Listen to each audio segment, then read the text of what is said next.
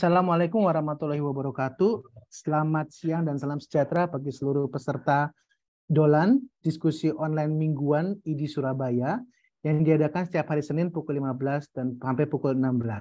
Pada hari ini kita akan mengadakan diskusi Dolan dengan topik pneumonia yang akan dimoderasi oleh saya sendiri dengan narasumber yang pertama adalah Dr. Tuti Kusmiati, spesialis paru konsultan. Beliau merupakan staf pengajar Departemen atau KSM Pulmonologi dan Ilmu Kedokteran Respirasi FK UNER RSUD Dr. Sutomo. Dan yang kedua, Dr. Aryani Permatasari, spesialis paru konsultan, staf pengajar Departemen atau KSM Pulmonologi dan Ilmu Kedokteran Respirasi FK UNER atau RSUD Dr. Sutomo. Kami ucapkan selamat datang Dr. Tuti dan Dr. Aryani, selamat bergabung. Dan terima kasih atas waktunya untuk mau berbagi share ilmu kepada rekan-rekan dokter yang bukan hanya di Surabaya, melainkan se-Indonesia dokter. Jadi Dolan ini sudah mengudara sampai se-Indonesia untuk teman-teman kita yang ada di daerah, dokter-dokter umum, untuk bisa mengupdate ilmunya. Jadi hari ini kita akan membicarakan mengenai pneumonia. Pasti semua orang sudah tahu ya dokter, semua dokter sudah tahu apa itu pneumonia. Tetapi mungkin hari ini kita akan mengupas tuntas dari ahli-ahlinya ini apa itu pneumonia. Kira-kira Dokter Aryani apa Dokter Tuti ada PPT yang akan dibacakan dokter sebelum kita mulai diskusi hari ini? Ya, selamat sore semuanya. Ada. Sudah saya serahkan ke sekretaris tadi. Siap. Siap, kita akan share. Kami persilakan dokter, monggo dokter.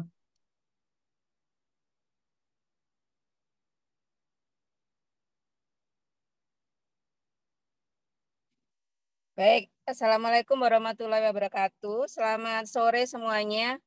Mohon maaf saya terpaksa harus menepi di parkiran, mungkin agak gelap ya. Ya, yang terhormat para sejawat semuanya di seluruh tanah air, luar biasa sekali ya. Ini sore-sore ternyata masih semangat untuk menimba ilmu ya. Dok, sebentar saya boleh menunggu untuk ini ya, apa namanya? Yang buka laptop bentar. Boleh dokter, monggo dokter. Ini zoom-nya kok nggak bisa di laptop. Oh Tidak ini apa-apa. biar saya bisa baca.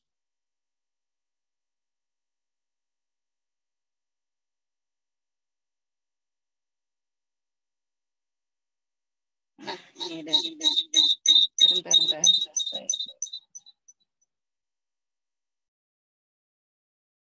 Siap. Sambil menunggu, saat ini sudah ada 330 dan sudah ada beberapa pertanyaan juga yang masuk, Dr. Aryani.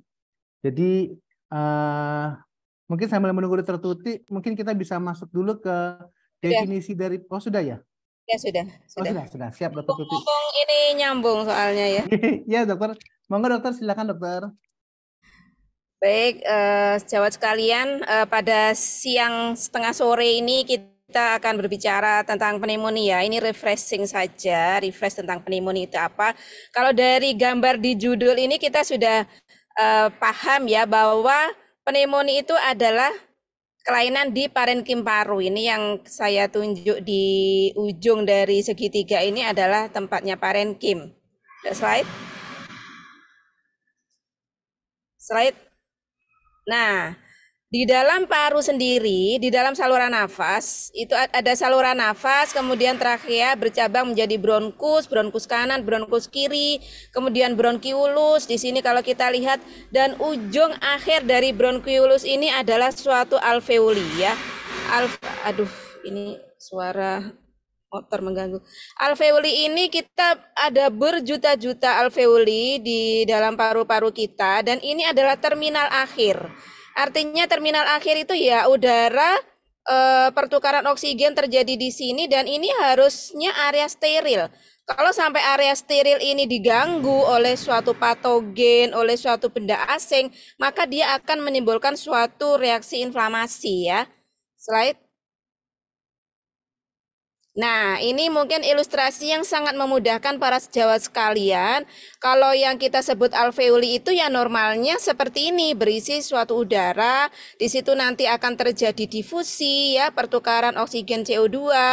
Oksigen yang sudah berhasil diambil akan dialirkan ke seluruh tubuh yang disebut sebagai proses perfusi.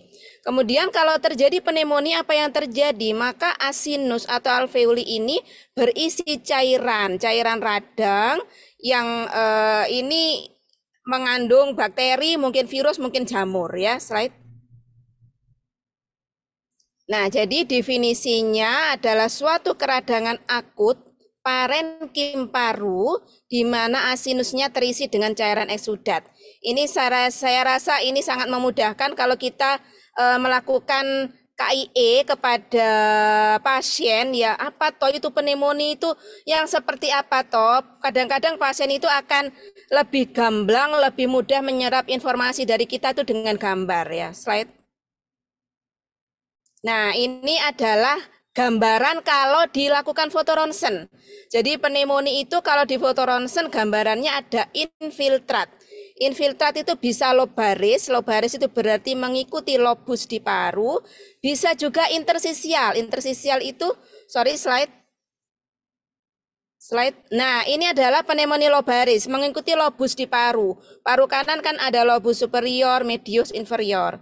Nah, yang sebelah kanan ini adalah infiltratnya lebih diffuse ya, tidak ngumpul jadi satu lobus. Ini disebut pneumonia intersisial dan ini biasanya terjadi pada virus ya, yang COVID kita kemarin, pneumonia influenza dan lain-lain.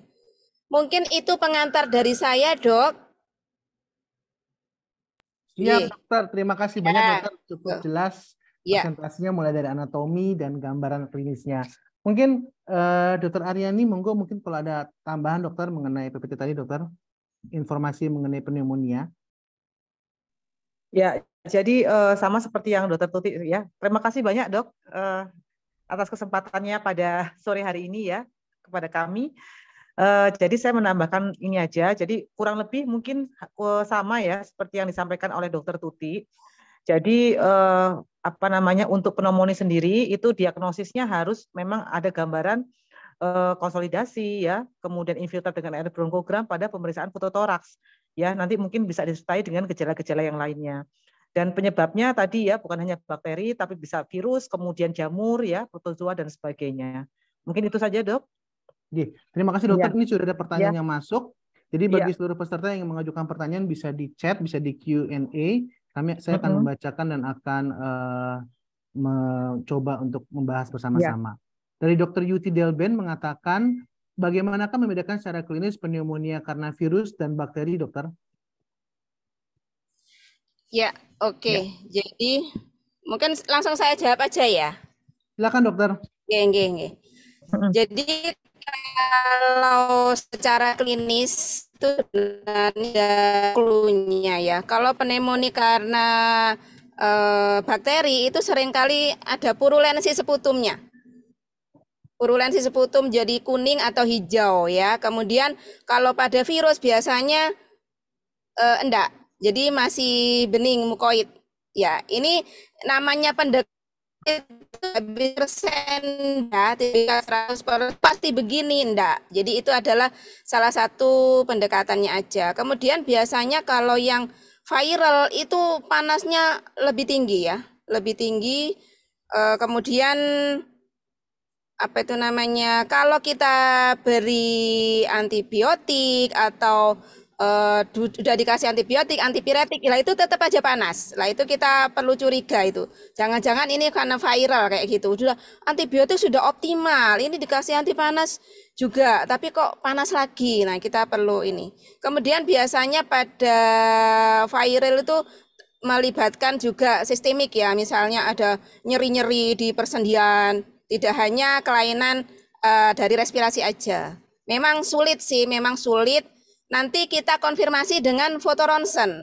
Yang seperti saya bilang tadi, biasanya kalau viral itu foto ronsennya intersisial, bukan yang lobaris. Biasanya begitu. Mungkin Dr. Aryani mau menambahkan, silakan. Ya, memang terus terang memang sulit sekali ya, Dok. Untuk menambahkan aja, tadi untuk gambaran secara klinis ya, memang sulit ya. Tapi ada satu lagi ya, Dok, mungkin kayak pneumonia bakteri tapi yang atipikal ya, Dok. Itu kadang-kadang gejalanya mirip-mirip kayak viral ya, Dok. Batuknya mungkin tidak terlalu purulen, kemudian mirip-mirip viral. ya batuknya tidak terlalu purulen, terus kemudian juga mungkin disertai dengan gejala sistemik yang lainnya. Kalau yang bakteri yang tipikal memang cenderung kadang-kadang disertai dengan purulensi daripada sputumnya. Seperti itu, Dok. Terima kasih, Dok. Mungkin ada marker yang bisa membantu ya dok, seperti prokalsitonin, Ya, itu marker untuk bakteri, infeksi bakterial. Kalau virus sendiri dokter ada marker yang bisa membantu dokter?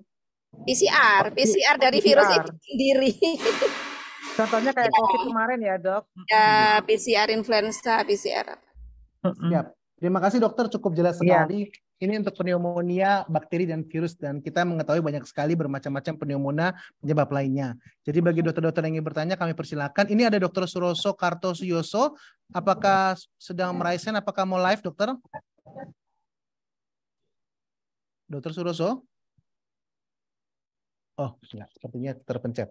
Oke. Dokter, berikutnya pertanyaan kedua dari Dr. Wahyu Handoko. Izin bertanya, Dok. Bagaimana, ada dua pertanyaan nih dok, bagaimanakah penata laksanaan terkini untuk pneumonia di vaskes primer dan kapankah perlu dirujuk? Dan yang kedua, apakah edukasi yang perlu diberikan kepada pasien pneumonia dan atau keluarganya? Silakan dokter. Ya. Jadi kita lihat ya, pneumonia itu bisa derajatnya ringan sampai dengan berat ya. Jadi kalau umpamanya kita lihat ada yang namanya GERD, tapi itu lebih sulit lagi ya. Kita lihat aja klinisnya. Kalau andai kata kalau klinisnya berat, barangkali mungkin perlu dirujuk ya untuk penata laksanaan lebih lanjut, apalagi pasien itu punya komorbid. Nah, tapi kalau umpamanya derajatnya masih ringan-ringan saja ya, biasanya sih secara umum ya tata laksana untuk pneumonia mungkin satu adalah tindakan umum atau general sportif aja. Kemudian bisa juga dengan koreksi kelainan tubuh yang ada, kemudian dengan pemberian antibiotik ya. Jadi kalau untuk rawat jalan saja, umpamanya pasien nggak perlu rawat inap ya. Jadi cukup rawat jalan saja, mungkin terapi suportif simptomatik, pasiennya suruh istirahat, kemudian minum secukupnya ya, kemudian kalau panas ya diberikan terapi antipiretik ya, kemudian diberikan antibiotik. Nah, untuk antibiotiknya sendiri ini lebih bagus, memang lebih cepat, lebih baik ya. Jadi kita berikanlah kalau untuk antibiotik sendiri, kalau memang betul itu pneumonia ya, jadi pasien ini bisa kita pilah dulu ya. Jadi kalau umpamanya sebelumnya pasiennya itu sehat, kemudian dia tidak ada riwayat penggunaan antibiotik sebelumnya ya, dalam waktu 3 bulan sebelumnya, mungkin bisa kita berikan golongan beta-laktam atau beta-laktam plus anti-beta-laktamase, atau diberikan makrolet baru ya seperti asitromisin, klaritromisin. Tetapi kalau andai kata pasien ini dengan komorbid atau dia memiliki riwayat pengobatan sebelumnya ya antibiotik pernah nimpalnya 2 bulan sebelumnya pernah diberikan antibiotik, maka mungkin bisa diberikan levo ataupun fluoroquinolone respirasi seperti levo atau moxi atau golongan beta-laktam plus anti-beta-laktamase.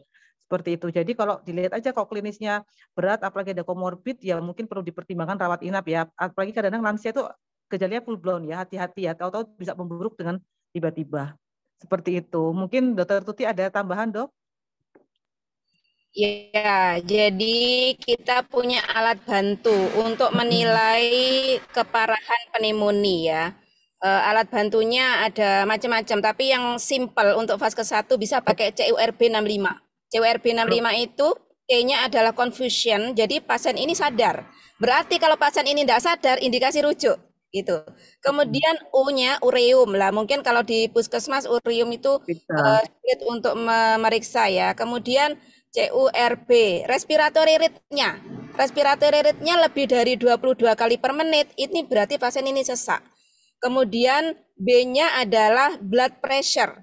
Blood pressure jadi ya shock misalnya, berarti ini ada poinnya. Kemudian 65-nya adalah usia.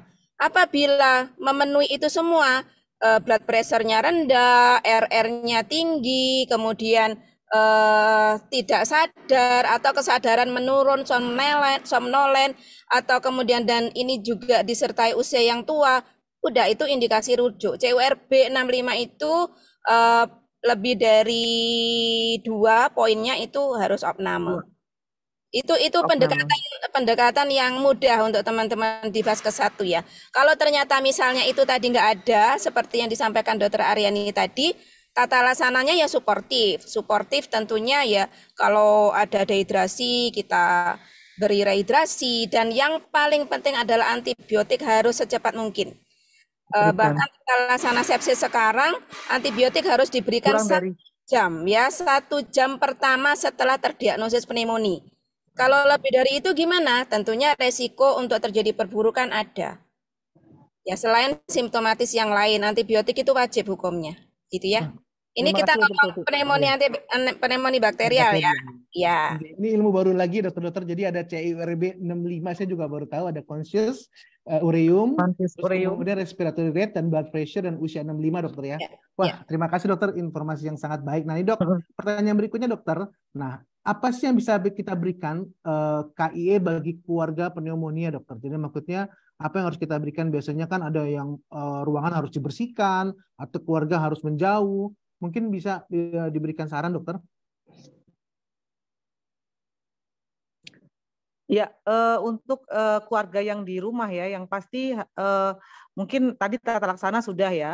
Terus kemudian yang kedua barangkali mungkin jangan lupa mungkin ruangan, kemudian jelas, kemudian terapi itu pastikan sudah diberikan.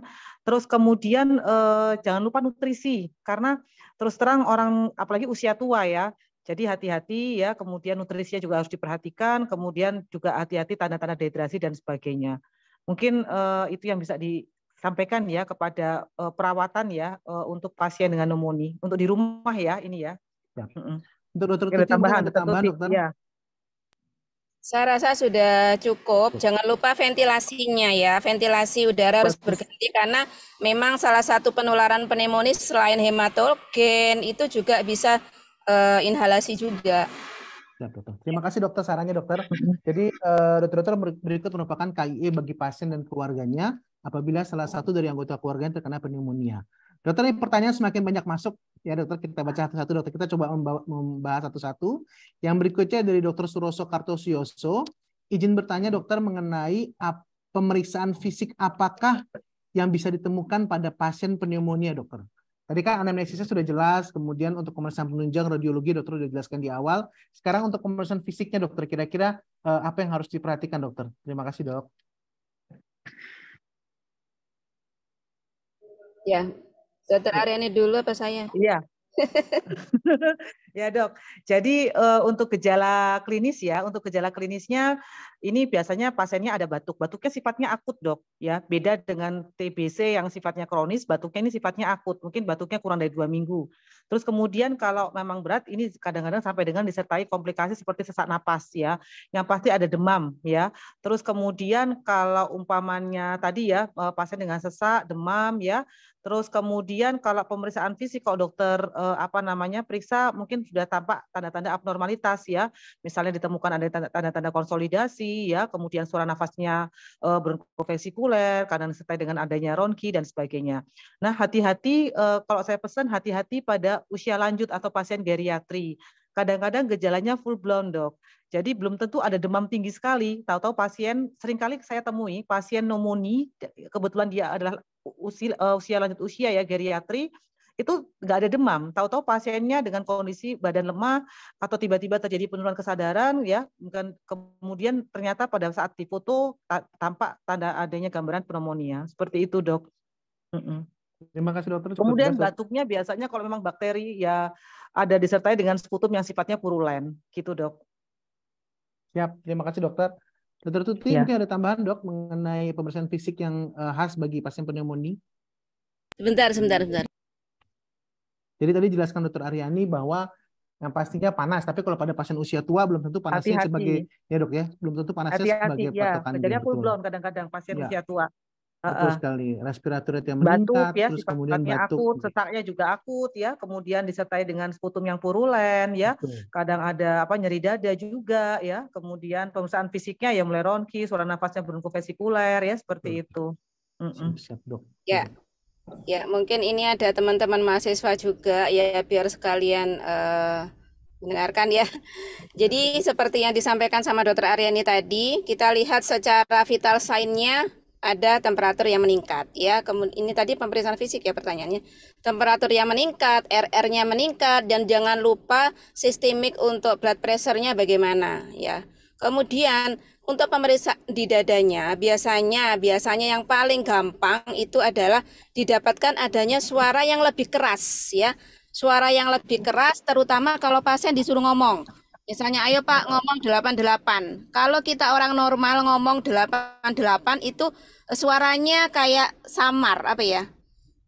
Nggak jelas, jadi Kayak kayak gaung, blur kayak gitu, gaung. kayak blur. Tapi kalau pada pneumonia, karena ada konsolidasi, konsolidasi itu artinya pemadatan, itu akan terdengar keras dan jelas. Nah, itu mungkin bisa membantu teman-teman yang di puskesmas nggak ada foto ronsen ya.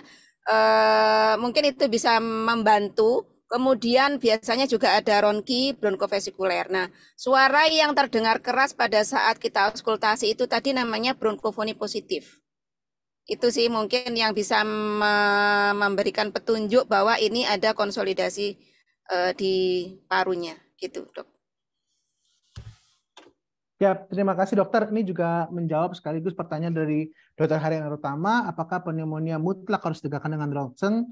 Kalau untuk diagnosis mungkin kalau misalnya Iya, memang harus. ada alatnya harus dokter ya, betul Iya. dokter. Tapi kalau misal tadi Dokter Tutik sudah menjelaskan ada berbagai macam pemeriksaan fisik yang bisa untuk menegakkan suspek suatu pneumonia ya tadi dok ya dengan Iya. bronkofoni tadi, terus kemudian dengan ciri khas dari anamnesisnya, batuknya purulen, terus kemudian ada peningkatan bronkofesikuler gitu dokter Aryani.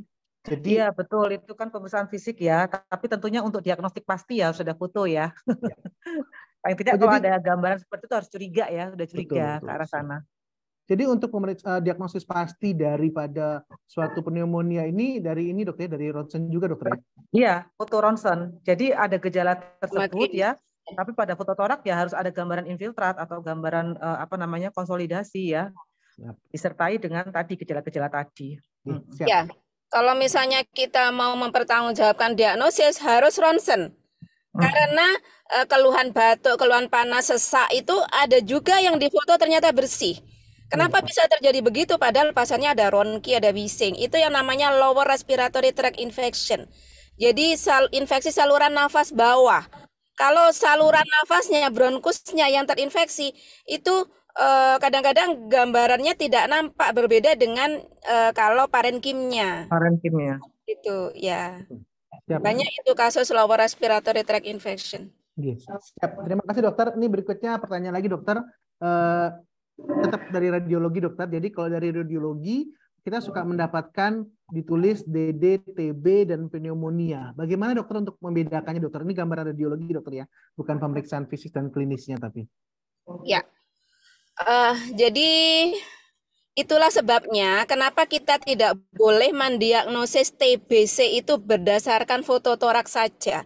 Karena foto toraks TBC itu mirip dengan yang lain. Yang paling mirip adalah dengan pneumonia. Sulit untuk membedakan. Sehingga untuk TBC kita wajib untuk menambahkan pemeriksaan sputum bakteriologis. Nah, karena apa ya? Karena ini sulit membedakan. Dan itu juga kita tidak boleh menggunakan foto ronsen sebagai satu-satunya alat untuk mendiagnosis TBC ya. Kalau pada pneumonia biasanya itu infiltratnya itu pure infiltrat baru, memang sulit ya gimana ngomongnya. Kalau pada TB itu sudah mulai ada fibrotik ya. Karena dia prosesnya kronik, jadi fibroinfiltrat. Tapi kalau TB-nya baru ya infiltrat sama. Karena prosesnya sama-sama di parenkim, prosesnya sama-sama di alveoli. Jadi ya sulit ya membedakan. Cuman bedanya kalau TB itu kalau sudah sembuh bisa meninggalkan bekas TB kita tahu ada kalsifikasi, ada fibrotik, ada swarte. Tapi kalau pada pneumonia nggak ada itu, karena dia kan prosesnya akut ya. Iya. Ayah, Dokter Aryani silakan. Memang sulit ya. Satu-satunya ya mungkin yang bisa jadi bantu itu adalah dari anamnesis. Kalau TB itu kan gejalanya kronis. Kalau umpamanya dia pneumonia, itu gejalanya sifatnya akut. Tapi bisa saja terjadi orang TB kemudian terjadi proses akut. Jadi TB dengan pneumonia. Memang gambaran fotonya bisa overlap. Seperti itu. Jadi tidak ada larangan. Kalau sudah kena TB, nggak boleh kena pneumonia, nggak ada larangan. Ada, dua-duanya ada. Itu berarti infeksi itu bisa aja numpuk mungkin dok, batuknya gejalanya sudah 1 bulan kemudian memberat gitu kan, tambah memberat 2 hari ada panas tinggi, nah bisa saja mungkin TB disertai dengan proses pneumonia. Tapi tadi sesuai dengan kata dokter Tuti bahwa pneumonia itu akut dokter ya, pneumonia akut. TB ini kan kronis ya dok ya, jadinya mungkin membedakannya seperti itu. Anamnesisnya itu batuknya. Pentingnya pemeriksaan sputum kan di situ. Betul dok. Dok, Heeh. tadi saya penasaran dokter dengan kata dokter Aryani tadi kalau pada orang usia 65 tahun atau geriatri, itu apakah sama dok? Batuknya juga akut ya dok? Kadang kan kita tahu dok, pasien Pasti. geriatri itu kan kadang-kadang suka batuk-batuk juga ya dok ya. Iya, Adakah pembedanya dok sama apa namanya pada pasien yang muda dokter untuk yang masalah batuk ini pada orang dewasa? saya rasa kalau gejala pneumonia itu kan sifatnya akut. Jadi biasanya memang mau itu tua ataupun muda ya gejalanya batuk. Bisa jadi mungkin gini, orang tua mungkin ada batuk-batuk lama, tapi ada suatu kondisi di mana dia kondisinya memberat. 3 hari ini batuknya makin berat dok, gitu. Nah udah curiga nih, jangan-jangan dia kena pneumonia seperti itu. Siap, terima kasih dokter. Iya. Oke. Kami lanjutkan ke berikutnya dokter Yani, sudah ada 514 peserta dolan dokter dan biasanya akan terus bertambah sampai akhir. Dan sekarang sudah masuk sekitar 30 pertanyaan dokter baik secara langsung ke saya maupun yang ada di Q&A. Kita coba membahas satu-satu ya dokter Tuti, dokter Aryani, mohon waktunya. Oke dok, yang berikutnya dari dokter Sujari Solihin. Maaf dok, dari dokter Marta Manurung. Di praktek sehari-hari, begitu ada batuk dengan sekret purulen, maka kami akan memberikan antibiotik. Pilihan antibiotik apa yang sesuai dok? Pneumonia berarti infeksi saluran nafas bawah. Terima kasih dokter, mohon sarannya. Iya, jadi kalau misalnya ada infeksi di paru, tadi sudah disampaikan sebenarnya ya. Apakah ada riwayat pemberian antibiotik sebelumnya pada pasien ini? Apakah dia ada komorbid? Itu sehingga nama atau cukup rawat jalan, apakah indikasi ICU atau enggak, itu semuanya ada beda-beda. Kalau misalnya di puskesmas itu biasanya adanya cefalosporin ya, boleh diberikan cefalosporin ditambah macrolide kalau ada kombinasi, itu terutama kalau mereka yang ada komorbid. Atau kalau misalnya mau tunggal, enggak mau kombinasi, boleh menggunakan fluoroquinolone respirasi. Fluoroquinolone respirasi itu ada 2. Levofloxacin dosis 1 kali 750 atau moxifloxacin 1 kali 400 mg. Sedangkan Cipro enggak. Nah, yang jadi masalah di puskesmas itu adanya Cipro. Biasanya gitu. Ya. Ya boleh nanti menggunakan kalau cefalosporin itu contohnya cefadroxil 3 kali 500, Cefixim mulai 2 kali 200 mg atau tergantung beratnya, kalau anak kecil 2 kali 100 gitu ya. Siap dokter. Dokter, apakah ada waktu dokter penggunaannya atau sampai kita rasa sembuh atau ada waktu misalnya 7 hari atau 14 hari dokter? Ya, kalau ini settingan rawat jalan 5 hari cukup. 5 hari cukup kalau settingan rawat jalan. Kalau misalnya tidak respon dengan obat yang diberikan, ada beberapa kemungkinan. 1, kemungkinan diagnosisnya salah. Yang kedua, kemungkinan kumannya kebal terhadap antibiotik yang sudah diberikan. Yang ketiga, kemungkinan ada komplikasi. Ya, komplikasi berarti komplikasinya itu memperberat penyakitnya. Jadi kalau misalnya tidak ada respon, ini harus dievaluasi, jangan dibiarkan. Mungkin perlu pemeriksaan penunjang lain. Jangan-jangan diagnosisnya salah. Jangan-jangan ini bukan pneumonia, tapi ini suatu TB atau suatu TA atau suatu pneumonia jamur. Di mana pneumonia jamur nggak bisa dong dengan antibiotik, harus pakai anti jamur gitu ya. Ya. Semakin biasanya sih 48 jam sudah mulai ada perbaikan ya dok ya. Paling tidak klinisnya sudah mulai membaik ya. Tapi kalau nggak membaik juga ya kudu hati-hati ya. Berarti penyebabnya harus cari lagi dokter ya. Iya. Baik dokter, mungkin kita lanjut ke pertanyaan berikutnya dari dokter Sujari Solihin. Kemudian tadi kan bakteri dokter, sekarang kita masuk ke pneumonia karena virus. Apa perlu kita berikan antivirus langsung dokter?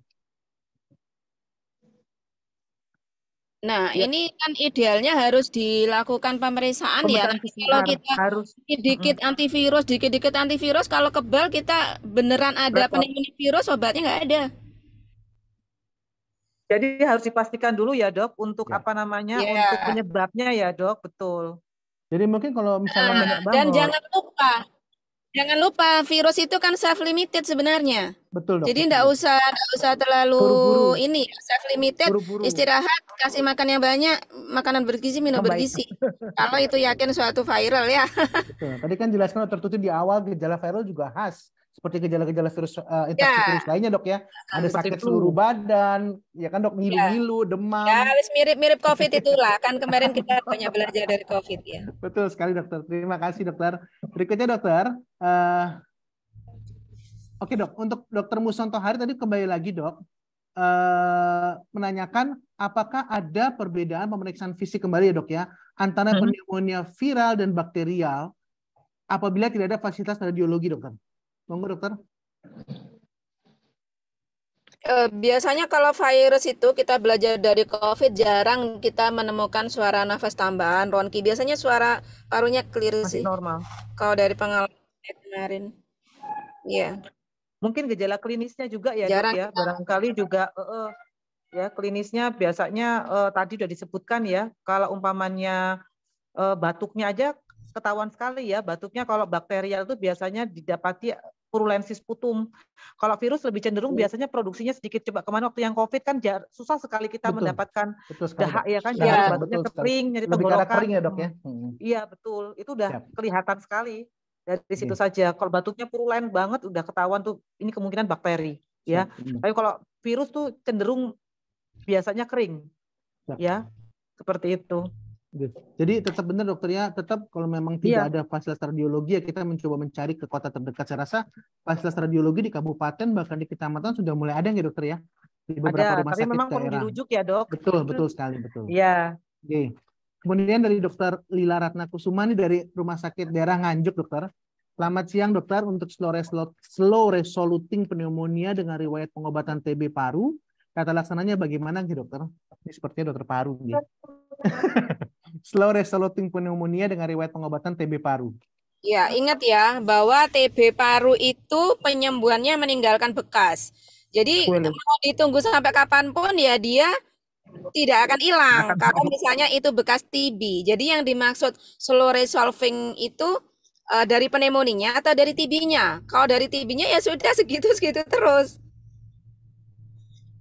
Iya. Pneumonia mungkin dok, pneumonia masih mungkin ya dok? Ya, kalau misalnya seperti itu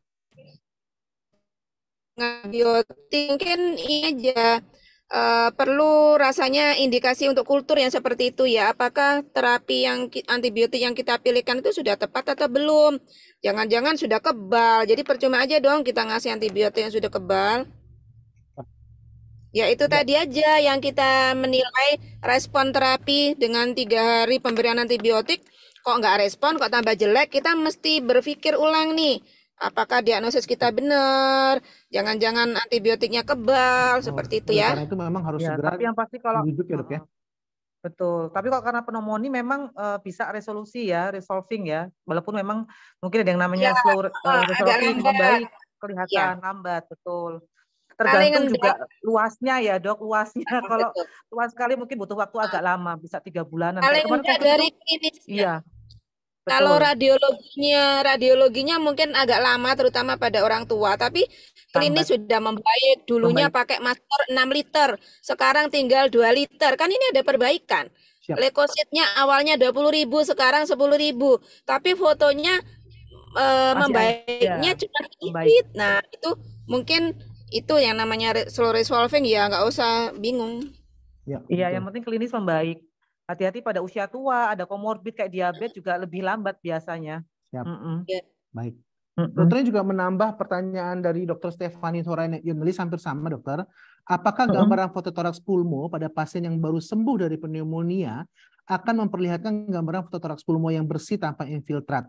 Ataukah masih memungkinkan adanya gambaran infiltrat? Ya, jadi kalau umpamanya kembali lagi tadi ya, seperti yang tadi ya, jadi bisa saja mungkin pada gambaran fototoraks yang pasti ada perbaikan ya.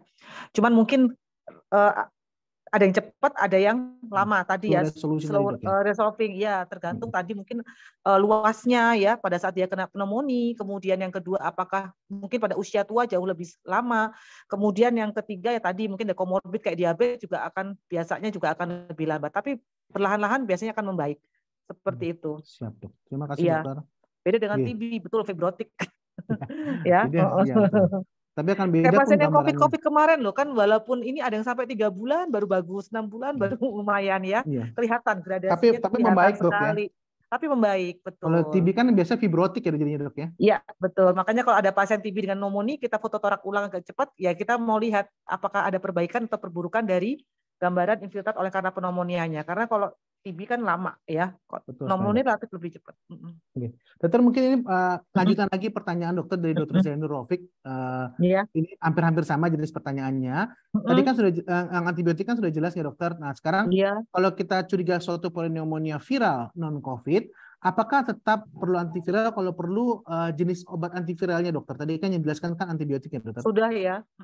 Kalau antiviral itu kan banyak ya jenisnya. Betul sekali. Yang pasti kan harus diketahui dulu Jenisnya virusnya dokter. apa, betul. Karena tadi ya sebetulnya kalau virus itu kan self limiting ya.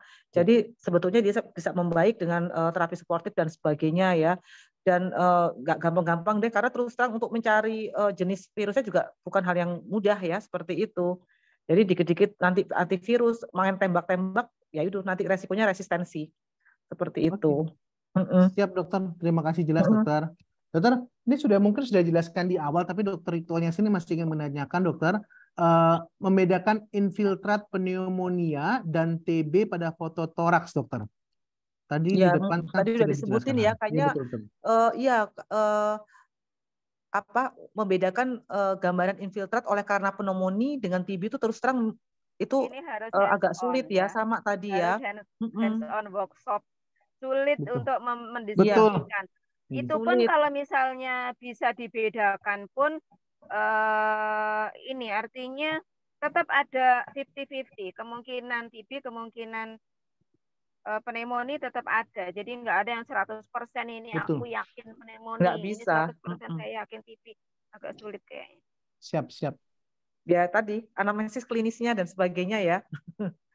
Ya paling enggak kalau secara teoritis adanya air bronkogram, adanya tapi susah gambaran juga ya udara di antara infiltrat yang ada. Tapi ya mendelik jam terbang juga ya. Ya, siap dokter. Terima kasih dokter. Memang jadi jelas banget dok ya bahwa dari sini kita mengetahui bahwa banyak sekali informasi mengenai pneumonia ini bisa didapatkan. Jadi bagi dokter, monggo kalau masih ingin bertanya lagi mengenai pneumonia, kami masih ada sampai jam 4 sore pada hari ini. Kita lanjutkan ke pertanyaan berikutnya dokter. Selamat sore dokter, saya di daerah terpencil untuk tata laksana curiga pneumonia bakterial dan pasien ini menolak atau jauh untuk dirujuk dokter. Ya. Tadi balik lagi ya, mungkin kalau memang itu betul kecurigaan ya, karena kalau umpamanya untuk pneumonia kan jelas harus ada gambaran fototoraksnya ya, jadi gambaran abnormalitas seperti gambaran infiltrat konsolidasi dengan air bronkogram ya, itu untuk diagnosis pasti pneumonia ya, nanti bisa disertai dengan 2 atau lebih gejala kayak leukositosis, kemudian ada batuk, demam dan sebagainya. Nah, tapi kalau umpamanya kecurigaan, ini pasien nih kecurigaan ke arah pneumonia, tadi sudah disampaikan oleh Dr. Tuti sebelumnya, jadi mungkin antibiotik bisa diberikan, cuman kalau puskesmas apalagi terpencil, saya paham sekali mungkin terbatas ya dok, jadi bisa diberikan golongan cefalosporin ya, betul, atau seadanya, kadang-kadang mungkin amoxicillin ya, cefadroxil tadi dokter ya, digabung sama macrolide sambil dievaluasi, dilihat aja kalau mana itu pneumonia, umumnya sih 48 jam setelah terapi antibiotik itu paling tidak sudah mulai ada perbaikan. Nanti kalau umpamanya ternyata tidak ada, mungkin ya mau tidak mau ya segera, apalagi kondisi pasien buruk, mungkin mau tidak mau harus dirujuk dok, karena takutnya nanti mortalitasnya juga akan meningkat ya. Jadi kalau kita memberikan obat kepada pasien pneumonia dirawat jalan, jangan lupa dicatat nomornya. Kita lihat 2 hari 3 hari dikatakan di KIE bahwa kalau tidak sembuh silakan kembali. Iya, betul dok. Dicurigai batuknya semakin keras, purulen, dahaknya semakin napasnya semakin sesak. Ya. Dokter. Dokter. Terima kasih dokter informasinya. Ya, terima kasih. Saya usul ya. Siap, dokter. Saya usul mungkin teman-teman di daerah itu ini mempunyai fasilitas untuk pemeriksaan gram atau kultur supaya bisa jadi dasar empiris terapi. Ini kebanyakan kumannya gram positif atau gram negatif. Kemudian kalau misalnya ada kultur tambah baik lagi, biar nanti nggak semakin ini loh, resistensi antibiotik meraba-raba di kegelapan. Ya, betul dok. Kita di rumah sakit kan punya ini peta pola kuman lah. Kenapa tidak di puskesmas pun Seharusnya perlu itu Iya. dilakukan. Paling nggak smear gram ya dok ya, mungkin ya dok. Ya. Pemeriksaan hapusan gram. Siap. Terima kasih Kan dokter, gampang cukup dok, dulu. kayak di smear aja kayak Ya pemeriksaan betul. BTA, cuman ini dilihat Dan kumannya gram positif pemeriksaan atau negatif. gram ini itu masuk SKD 4 tuh, dokter. Iya makanya, Jadi iya kan, itu kompetensi dokter masuk umum, dok, dokter. betul. Jadi, ya, terima kasih dokter Aryani, dokter Tuti Iya, atas sarannya. Jadi minimal kita tahu bahwa ini gram negatif apa gram positif nggak, dokter, itu iya dulu kan dokter itu. ya. Sehingga antibiotiknya juga bisa lebih rasional. Bisa lebih Dokter, rasional. ini juga pertanyaan yang sangat-sangat bagus dokter dari dokter Budi Hartanto. Selamat sore dokter Aryani. Untuk pencegahan bila lupa waktu kecil sudah vaksin pneumonia. Sekarang ini kan lagi itu dok ya, vaksin Iya. pneumonia, dan mau vaksin pneumonia mungkin pada saat dewasa ini, apakah diperbolehkan dokter? Monggo dokter. Iya, sekarang digalakkan ya vaksin pneumonia ya. Sebetulnya sih semua ya, nggak hanya anak tapi dewasa juga. Nah, untuk dewasa terutama ya hati-hati pada orang-orang mungkin dengan kondisi yang rentan ya, umpamanya orang-orang usia tua atau dia punya komorbid ya. Kalau paru sendiri kayak umpamanya PPOK dan sebagainya ya. Jadi saat ini bisa diberikan vaksin pneumonia ya. Jadi ada PCV 12, ada PPSV 23. Nah, itu bisa diberikan, Dok. Nanti ada durasinya ya. Jadi mungkin bisa satu kali suntikan PCV 12, kemudian nanti bisa juga jarak diberikan vaksin PPSV 23 pada 2 bulan berikutnya, kemudian akan dilakukan mungkin booster lagi ya. Siap. Biasanya sih 3 tahun sekali diberikan injeksi ulang seperti itu dok. Ini cukup Jadi jelas. Jadi sekarang lagi bagi digalakan orang dok. dewasa boleh dokter ya? Iya, cuma memang belum di cover dok oleh BPJS. Iya. Jadi dokter kita Mudah-mudahan sudah ke punya, depannya ya dok. betul, kita sudah punya vaksin pneumonia untuk menghindari. Ada Jadi ya ya, PPSV 23 ataupun karena PCV. semenjak COVID ini semakin banyak orang-orang yang aware terhadap vaksin dok ya. Jadi Aware ya, betul. makanya banyak sekali pasien di luar sana juga menanyakan mengenai vaksin ini dokter. Jadi mereka semua pengen Ya, mencegah. Apalagi dengan betul. munculnya vaksin demam berdarah yang baru-baru ini dokter ya. Jadi orang-orang juga semakin Iya. banyak, kapan dapatnya di mana. Nah ini juga untuk pneumonia saya rasa juga kita harus galakan Iya. bahwa ada nih vaksin pneumonia nih untuk supaya menghindari. Itu untuk orang tua juga boleh dok? Boleh, orang tua boleh, karena kan ini ya malah mungkin harus malah dianjurkan ya, karena orang tua itu kecenderungan kalau udah kena pneumonia aja biasanya gejalanya lebih beresiko untuk memberat. Siap. Begitu juga orang-orang dengan komorbid ya. Kalau paru ya mungkin PPOK, orang CA nih hati-hati ya. Siap dokter. Terima kasih dokter. Ya ini mungkin dokter bedanya sama vaksin COVID kemarin ya. Kalau vaksin pneumonia itu justru orang tua yang ada komorbid itu diutamakan dikasih. Kemarin waktu COVID kan ada komorbid apa enggak? Oh kalau ada komorbid jangan. Ini malah justru dianjurkan yang ada komorbid, yang tua itu. Siap dokter.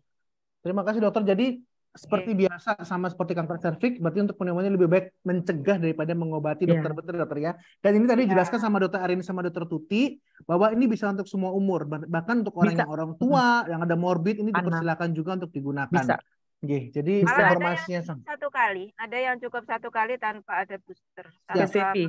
Ya, sekali saja. Ini banyak sekali informasi hari ini dokter Tuti, dokter Aryani. Mungkin dari bagian paru mesti mengadakan workshop dokter ya, 1 hari penuh ini sepertinya. Dari baca ronsen, kemudian dari interpretasi data hasil ya dok ya. Bahkan sampai pemeriksaan gram ya dokter. Ini sangat bagus sekali bagi teman-teman itu kalau perlu workshop hands on ya. Iya dokter, benar sekali dokter. Hands on. Dokter, ini mungkin ada sedikit pertanyaan dokter, tapi mungkin ini di luar dari pneumonia. Ini ada dokter Nini Pujastuti Tejo Purnomo. Bila kecurigaan TBC paru sulit mengeluarkan dahak, dok. Kita kan mau cek nih dok, tiba-tiba orang pasien ini sulit mengeluarkan dahak. Bagaimana sih dok? Bagaimana cara kita untuk merangsang agar orang itu mengeluarkan dahak, atau kalau tidak bisa mengeluarkan dahak, bagaimana cara memastikan diagnosanya dokter? Di nebul aja bisa. Nebul kalau misalnya enggak punya salbutamol, enggak punya NaCl. pakai NaCl aja. Siap. Bisa pakai NaCl, dok. NaCl aja dokter ya, nanti keluar.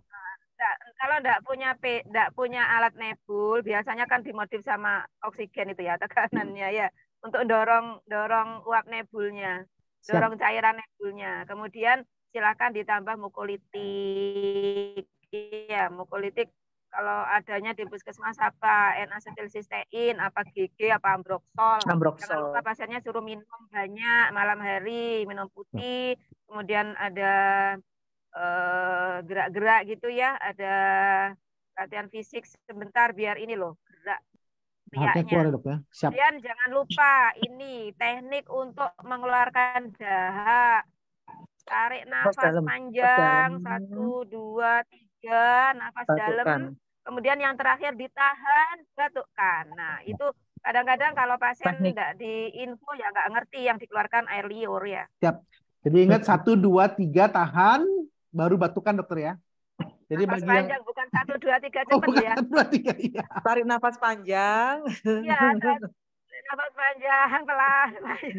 Jangan Emang cara-cara seperti ini kita lupa dokter. Jadi kadang-kadang kalau pasien datang udah langsung dak dibuang gitu loh. Nah kadang-kadang air liur yang masuk ke dokter begitu kita cek, Iya. rupanya sudah berbeda. Iya, itu nanti kan jadi false negatif. Yang Betul, harusnya dok. positif, jadinya false negatif.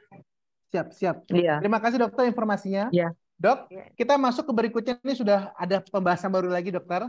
Ini pertanyaan sekarang dari dokter Elizabeth, kemudian ada 2 dari yang tidak disebutkan namanya, mengenai pneumonia akibat jamur dokter. Jadi pertanyaannya, bagaimana anamnesis, pemeriksaan fisik, dan pemeriksaan penunjangnya dokter untuk pneumonia akibat jamur dokter? Biasanya Ya, sama aja untuk ya. Kalau anamnesisnya hampir sama sama gejala. aja. Yang membedakan ya proven dari bakteriologinya, dari ininya, Jamur, dari kultur jamur, Dok. mikrobiologinya. Siap. Mikrobiologinya yang kalau di puskesmas adanya paling KOH. Lakukan Ya aja sudah nggak itu. apa-apa. Lakukan aja dokter ya. Dan tadi Biasanya cirinya begini, cirinya. Ini sudah dikasih antibiotik, nah iya betul. masih leukositnya masih tinggi, masih panas. Jadi kemungkinannya tadi kalau tidak respon terapi kan saya sudah bilang gagal diagnosisnya salah atau terapinya salah atau sudah kebal. Berarti kalau ternyata pneumonia jamur padahal kita sudah memberikan antibiotik, itu namanya kan berarti diagnosis kita yang salah. Unrespon. Betul sekali. Iya, kita perlu evaluasi kayak gitu. Jadi kalau misalnya memang Harus tetap ketemu.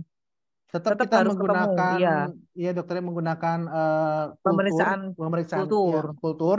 Tetapi kalau Hati-hati kalau misalnya ini juga harus betul. kumur-kumur dulu ya dok, takutnya kontaminan ya. Ya, betul. Ketemu Ya. yes, nggak taunya ternyata kontaminan. Jadi pastikan bahwa oral hygiene harus bagus dulu supaya nggak kontaminan. Iya dokter. Terima kasih banyak dokter untuk infonya. Jadi jamur itu nggak jauh beda sama pneumonia bakteri dan viral yang dijelaskan di awal. Cuman ya pemeriksaan pembedanya adalah tadi pemeriksaan KOH minimal di puskesmas atau di vaskes pertama. Atau yang kedua tadi kita lihat pengobatan kita masih efektif apa tidak selama 2 hari dokter ya. Kalau nggak efektif kita curiga terhadap yang lain. Dokter? Harus rediagnosis ya. Ya betul. Terima kasih dokter. Kemudian dokter untuk ada dokter Novita Dian Pustasari bertanya kepada dokter Tuti, bagaimanakah tata laksana pneumonia yang tidak respon dengan antibiotik empirik dokter? Apakah perlu diberikan double antibiotik atau bagaimana dokter? Ganti antibiotiknya sambil menunggu hasil kultur. Jadi actionnya kalau tidak respon ganti antibiotik ya, yang cara kerjanya berbeda. Kalau awalnya golongan kloroquinolon, mungkin kita perlu ganti golongan cephalosporin dan sebaliknya ya. Mungkin awalnya yang cephalosporin generasi 2 mungkin kita naikkan generasi 3. Sambil tetap dilakukan kultur karena kalau enggak gitu nanti kita menunggu jawabannya ini apa ya sebenarnya bakterinya ya, nanti tidak respon lagi, bingung lagi. Tapi karena nunggu hasil kultur itu lama, silahkan kalau tidak respon diganti dulu sambil kultur. Ya, diganti dulu. Siap. Sambil dievaluasi diagnosis ya, jangan-jangan diagnosisnya salah. Betul. Oke, dokter Aryani ada tambahan dok? Nggak ada sih ya, kurang lebih sama ya. Jadi kalau umpamanya tidak respon ya segera berikan antibiotik yang golongannya berbeda. Cuman mungkin kendalanya di daerah itu kultur juga bukan hal yang gampang ya. Betul sekali dok, betul. Susah ya. Ya makanya kita harus belajar ini sekarang. Iya. pentingnya untuk kembali membuka buku-buku dulu waktu pertama kali dok ya, pemeriksaan. Dokter, ini mungkin ada pertanyaan lebih agak canggih dokter ya, kekinian dari dokter Novita. Pada kasus COVID-19 kan ada pemberian transfusi plasma convalescence, dok.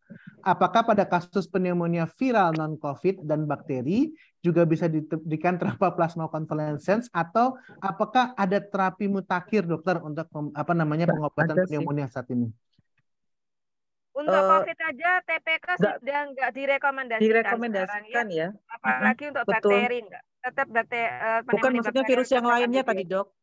Oh, Untuk virus jenis virus yang ya. lainnya juga kan, untuk COVID sendiri aja kan juga Ya, tidak ada untuk COVID bukti sudah yang nggak direkomendasikan betul. lagi kok. Betul. Bukan Apalagi virus yang lain. dalam panduan treatment sekarang. Betul. Siap. Oke. Terima kasih, dokter. Jadi pengobatan pneumonia tetap dengan antibiotik yang sesuai dengan kultur, ya, dokter? Iya, itu tuh yang bakteri ya. Ya. Ya. Siap. Oke, dokter, berikutnya, dokter, ini agak ada berhubungan sama TB, dokter. Tapi mungkin saya tanyakan dulu, dokter, ya, satu pertanyaan, dokter. Jadi ini kasusnya dari dokter ini, dokter, kalau ada pasien bulan Agustus 2022 dia positif morbus Hansen, dan ketika kita terapi morbus Hansen baru minum 1 bulan dia dihentikan dengan alasan tidak cocok. Bulan lalu beliau positif TB dengan pemeriksaan TCM, dokter. Mana yang kita dahulukan, dokter, obat MH-nya atau OAT-nya? Dan dia takut, dokter, bahwa kalau diberikan juga OAT dia tidak cocok, dokter. Iya. Untuk terapi MH, ini kan jenisnya sama-sama ya, sebetulnya Mycobacterium hanya satu, lepra, satu tuberkulosis kan gitu. Nah, untuk terapinya sebetulnya kurang lebih sama ya, malah TB lebih lengkap lagi ya. Jadi kalau saya rasa ya, karena apalagi resiko infeksiusnya juga lumayan ya, tentu terapi TB itu bisa juga mengcover untuk MH-nya. Seperti itu. Mungkin yang dimaksud tidak cocok itu apa, efek samping alergi ya, yang dimaksud Iya. cocok Iya, dok. Betul, dok. Kalau misalnya alergi terhadap salah satu obat, kan kita harus identifikasi dulu. Misalnya alerginya rifampicin, berarti yang lainnya kan bisa dimasukkan. Nanti rifampicin kita ganti yang lain. Siap. Gitu. Jadi kalau enggak satu-satu, dokter, mana yang nggak cocok, dokter, ya? Iya, identifikasi. Tidak bisa digeneralisir. Oh, ini enggak bisa masuk semua. Tetap di KI, dokter, nggih. Iya. Mana satu-satu. Terus kemudian ada satu lagi, kalau nggak salah untuk morbus Hansen itu kan dosis rifampicin-nya lebih tinggi ya daripada TB. Mana yang mau dianut? Dianut yang lebih tinggi aja. Bisa sekalian mengcover untuk MH-nya ya, dok? Ya, bisa untuk mengcover TB-nya sekalian. MH-nya lebih tinggi kalau nggak salah dosis. Sorry, saya bukan dokter kulit, jadi makanya ya betul, dokter. Ya, tapi bentar, dok, kalau mungkin ya memang ini kalau sudah seperti ini harus koordinasi antara dokter kulit dengan dokter paru, ya, dokter. Dan kita cari juga hampir betul. Hampir sama. Hampir sama. Dokter, berikutnya, dokter, satu lagi mengenai TB, dokter.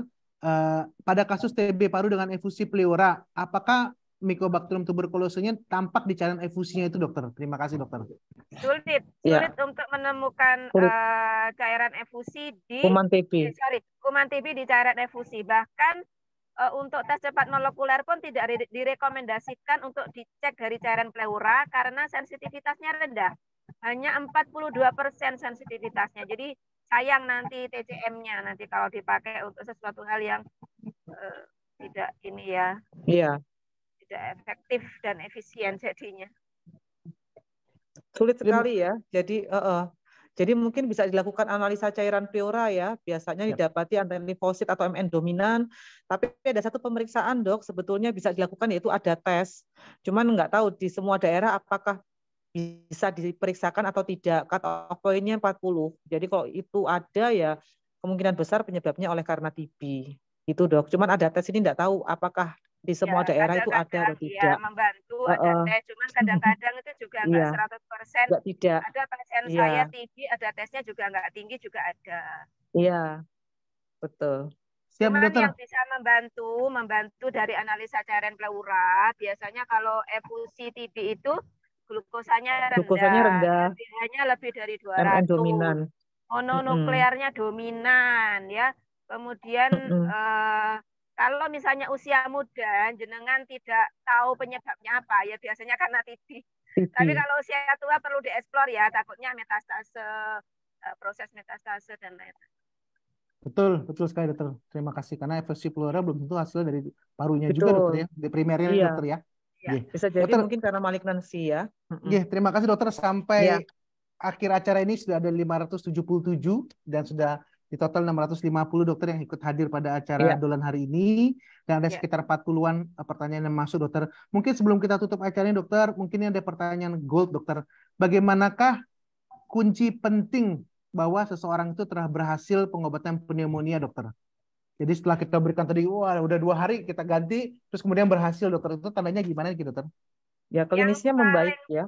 Paling penting klinis ya, klinis paling penting. Klinis. Jangan ngobati kertas ya. Ini kertasnya leukositnya kok masih 12.000, orangnya sudah bisa jalan-jalan, sudah bisa lari-lari, sudah nggak batuk. Utamakan klinis penting. Awalnya sesak, dia pulang sudah nggak sesak, dia pulang demam sudah nggak demam, dan batuk sudah berkurang ya itu. Ditambah nanti boleh ditambahi dengan data objektif dari DL sama ronsennya.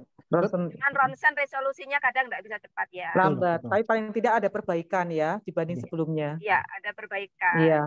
Untuk ronsen sendiri berapa lama dokter setelah kita mulai pengobatan untuk pengecekan ronsen berikutnya dokter? Bisa 3-5 hari ya. Sebenarnya ini sudah direvisi sama ATS guideline terbaru. Ya? Kalau dulu 3 hari itu suruh evaluasi foto, tapi sekarang enggak. Kenapa enggak? Karena belum ada. Resolusinya lambat. Yep. Kalau lambat kita menganggap dia enggak respon. Sehingga kita lebih ini ke klinis aja. Untuk yang foto itu cuman begitu sih ATS bilangnya. Jadi monggo kalau mau setelah 5 hari boleh ya.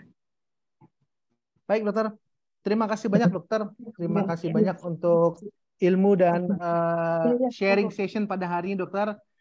Sekali lagi kepada Dr. Tutik Kusmiati, spesialis paru konsultan, dan Dr. Arini Permatasari, spesialis paru konsultan. Terima kasih untuk informasinya mengenai pneumonia yang hari ini telah dijelaskan dan memberikan terima kasih. Gambaran baru bagi kami semua dokter. Jadi terima kasih. Jangan bosan-bosan ya dokter, Mas pembicara di Dolan membagikan ilmunya.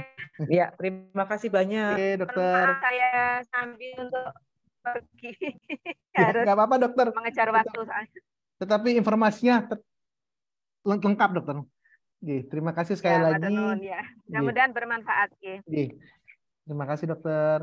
Berikutnya bagi seluruh peserta Dolan pada hari ini, kami himbau lagi bahwa Dolan ini akan terus diadakan setiap hari Senin, kecuali tanggal merah.